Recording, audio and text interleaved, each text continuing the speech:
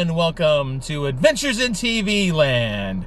For today's adventure, I've come to Niagara Falls, New York, and I'm going to try to visit the remains, the elevator shaft of the Schellkopf Power Station number 3.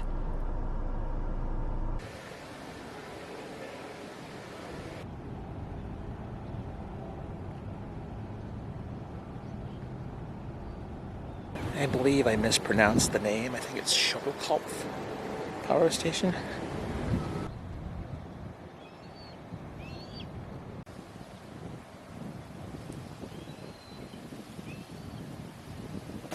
So there's a map showing what this area used to look like with all the industry that was there. So this says to the engineers, financiers, scientists whose genius, courage, and industry made possible here the birth of hydroelectric power and crafted the first 5,000 horsepower water turbines directly connected to alternating current generators.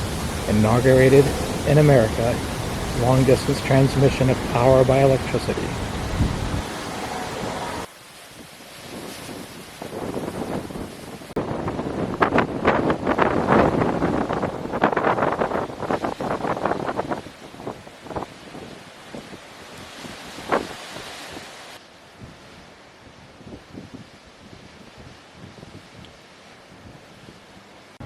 So there's a map showing what this area used to look like with all the industry that was there. This was Power Station number 3. Zoom in here. It's right there.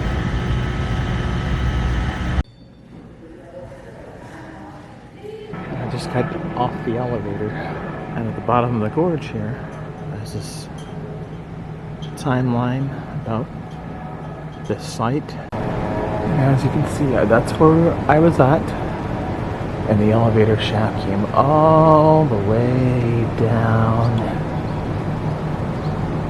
here. So this power station, when it was built in 1924, was the largest hydropower station in the world, but it was destroyed by a series of rock slides on June 7th, 1956. There's a picture that gives a little bit better look. We just came down the elevator shaft right here.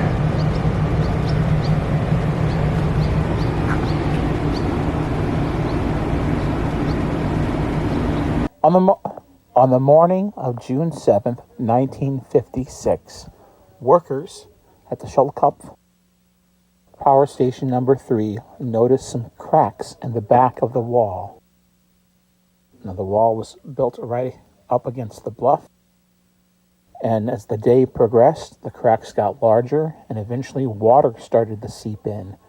The workers tried to prevent the water from coming in using sandbags, but it continued to get worse, and eventually they began to evacuate. Around 5 p.m., Station number 3C and Station number 3B completely flooded, and they collapsed into the Niagara River.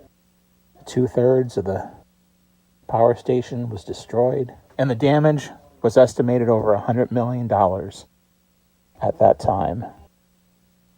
Surprisingly, there was only one person who lost his life, a machinist named Richard Draper, who was killed by some falling debris. After that, the remains of the plant were either toppled into the gorge or were razed. Today, much of the site on the river is occupied by the Maid of the Mist Tourboat Company as a maintenance area and off-season boat storage yard.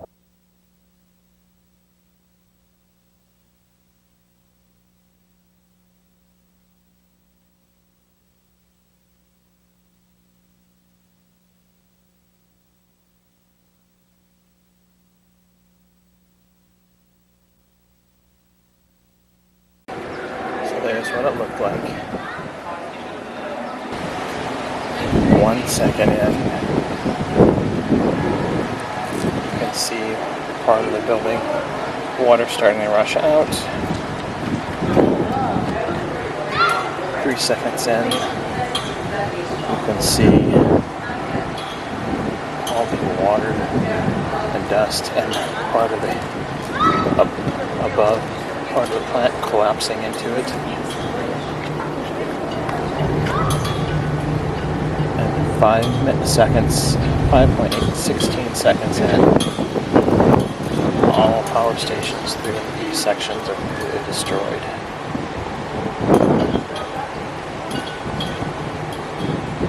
This photo was taken 3 days afterwards.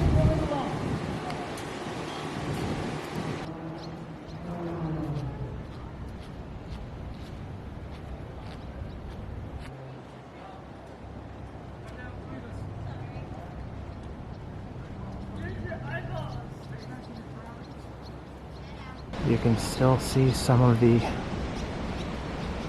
iron remains right there.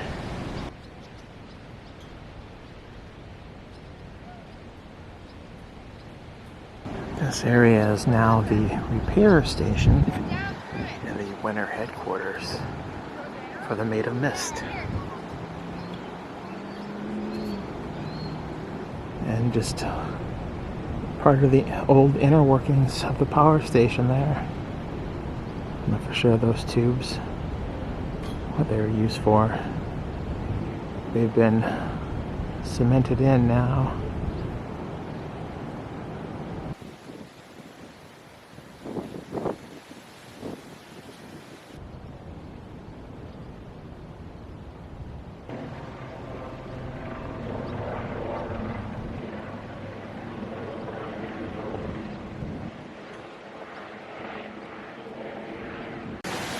Now this tree here was planted in memory of Richard Draper, the sole victim of the Schellkopf Power Station 3 collapse.